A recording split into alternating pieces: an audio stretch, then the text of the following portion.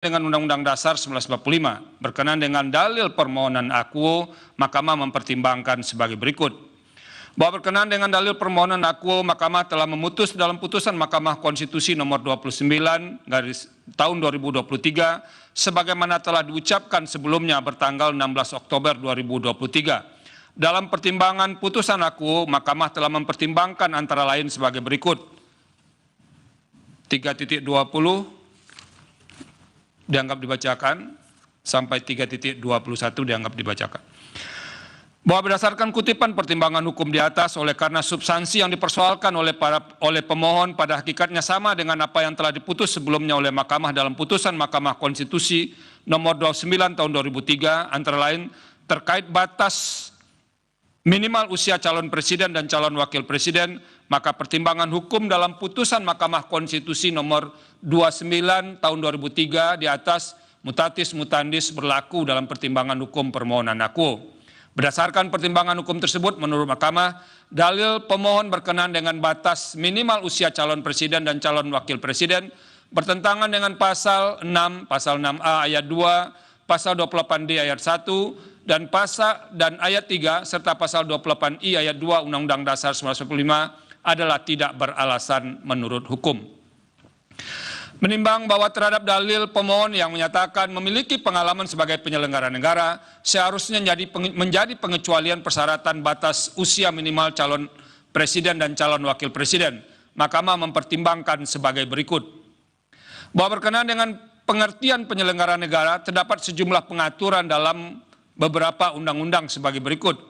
Pertama, Undang-Undang 28/1999 tentang penyelenggara negara yang bersih dan bebas korupsi, kolusi, dan nepotisme, mendefinisikan penyelenggara negara sama dengan Undang-Undang 40 tahun 2008 tentang penghapusan diskriminasi ras dan etnis adalah pejabat negara yang menjalankan fungsi eksekutif, legislatif, atau yudikatif, dan pejabat lain yang fungsi dan tugas pokoknya berkaitan dengan penyelenggaraan negara sesuai dengan ketentuan peraturan perundang-undangan yang berlaku. Penyelenggara negara menurut Undang-Undang 28/1999 meliputi pejabat negara pada lembaga tertinggi negara dan lembaga tinggi negara, menteri, gubernur, hakim, pejabat negara lain yang sesuai dengan ketentuan peraturan perundang-undangan yang berlaku, dan pejabat lain yang memiliki fungsi strategis dalam kaitannya dengan penyelenggaraan negara sesuai dengan ketentuan peraturan perundang-undangan yang berlaku. Adapun yang dimaksud dengan pejabat lainnya dalam penjelasan Undang-Undang akuo, misalnya Kepala Perwakilan RI di luar negeri yang berkedudukan sebagai duta besar luar biasa dan berkuasa penuh, wakil gubernur dan bupati wali kota. Kedua, Undang-Undang nomor 37 tahun 2008 tentang Ombudsman Republik Indonesia yang mendefinisikan penyelenggara negara adalah pejabat yang menjalankan fungsi pelayanan publik yang tugas pokoknya berkaitan dengan penyelenggaraan negara sesuai dengan ketentuan peraturan perundang-undangan.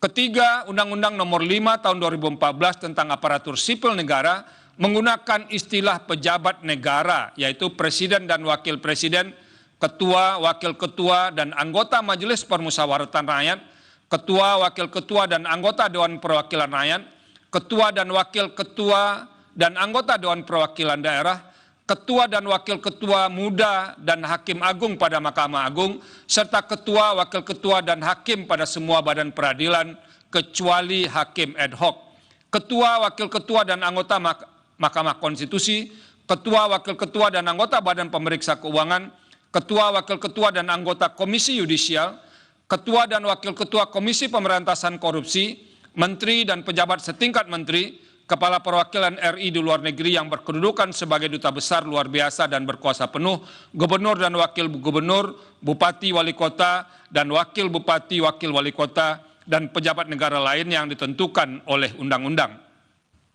Berdasarkan penguraian di beberapa undang-undang di atas, baik dari pengertian maupun jenis penyelenggara negara sangat beragam. Namun demikian bukan berarti tidak dapat dibedakan. Salah satu cara membedakan ini dari bagaimana jabatan tersebut diisi. Terdapat beberapa penyelenggara negara yang dipilih melalui pemilihan umum, elected officials, seperti presiden, wakil presiden, gubernur, wakil gubernur, wali kota, wakil wali kota, bupati, wakil bupati, serta anggota Dewan Perwakilan Rakyat, DPRD, dan Dewan Perwakilan Rakyat Daerah.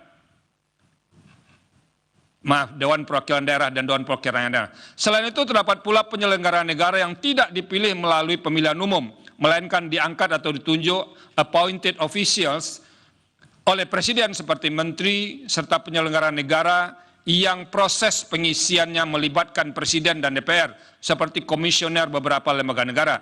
Dengan demikian tidak semua penyelenggara negara dapat dipersamakan karena adanya perbedaan salah satunya berkenaan dengan cara pengisian jabatan tersebut. Bahwa apabila dihubungkan dengan permohonan pemohon, persyaratan calon presiden dan calon wakil presiden berusia paling rendah 40 tahun dikecualikan bagi calon yang memiliki pengalaman sebagai penyelenggara negara justru akan menimbulkan diskriminasi dan ketidakadilan karena jenis penyelenggara negara sangat beragam dan sebagai jabatan puncak atau tertinggi kekuasaan eksekutif maka jabatan presiden dan wakil presiden memiliki karakteristik berbeda, bahkan tanggung jawabnya jauh lebih besar dibandingkan dengan penyelenggara negara lainnya. Dengan tidak memperlakukan hal yang sama terhadap sesuatu yang berbeda atau memperlakukan berbeda terhadap hal yang sama, menurut Mahkamah Konstitusi, menurut Mahkamah bukanlah suatu bentuk diskriminasi. Terlebih lagi, permohonan pemohon tidak membedakan jabatan yang dipilih dan diangkat, namun hanya menyatakan bagi penyelenggara negara tanpa kecuali, sehingga apabila disamakan justru akan menimbulkan ketidakadilan. Bahwa dengan beragamnya jenis atau karakteristik penyelenggara negara seperti diuraikan di atas, Mahkamah harus membatasi dirinya untuk tidak menentukan jabatan penyelenggara negara mana saja yang dapat menjadi konversi dari jabatan usia minimal untuk menjadi calon presiden dan wakil presiden. Terlebih lagi, konversi dimaksud dapat dipandang sebagai upaya untuk mensiasati batasan usia minimal dimaksud yang sejak lama dinilai sebagai kebijakan hukum terbuka pembentuk undang-undang. Dengan demikian, upaya konversi yang dimohonkan oleh pemohon harus pula diserahkan kepada pembentuk undang-undang, sehingga Mahkamah konsisten dengan putusan-putusan sebelumnya, termasuk putusan Mahkamah Konstitusi nomor 29 tahun 2023 yang diucapkan sebelumnya. Berdasarkan pertimbangan hukum tersebut, menurut Mahkamah, dalil pemohon berkenaan dengan persyaratan calon presiden dan calon wakil presiden berusia paling rendah 40 tahun dikecualikan bagi calon yang memiliki pengalaman sebagai penyelenggara negara adalah tidak beralasan menurut hukum.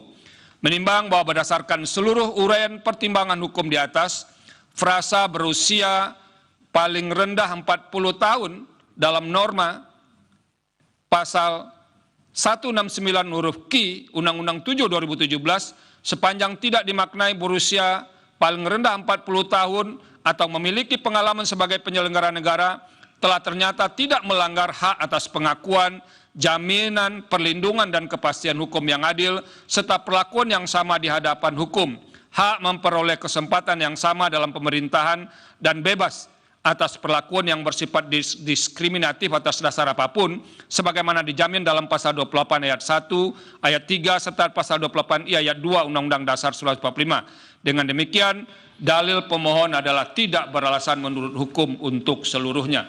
Menimbang bahwa terhadap hal-hal yang tidak dipertimbangkan lebih lanjut, terhadap hal-hal lain tidak dipertimbangkan lebih lanjut karena dinilai tidak ada relevansinya.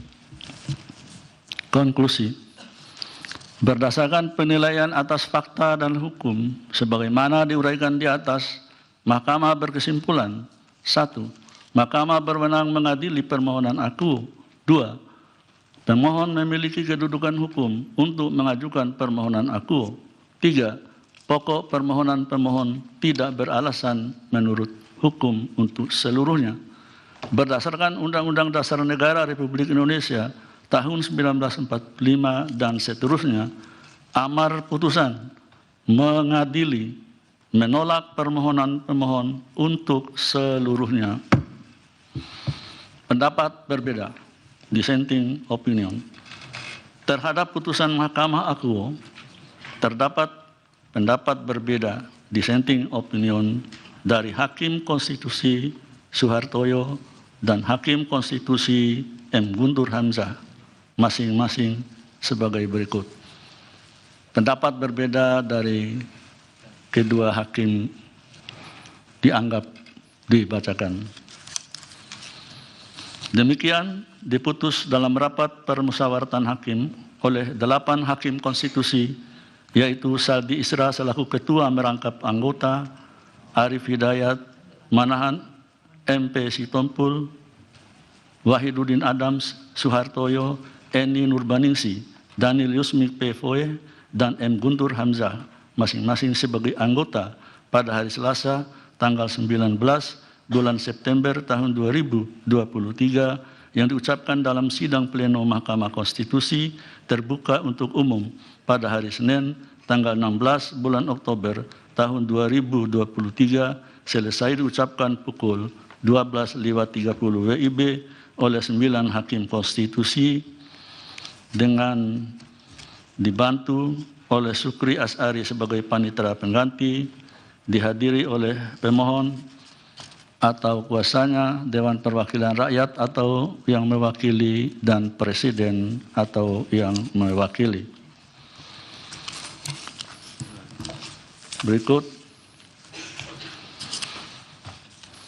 putusan nomor 55 garis miring PUU garis datar 21 garis miring 2023 demi keadilan berdasarkan ketuhanan yang Maha Esa.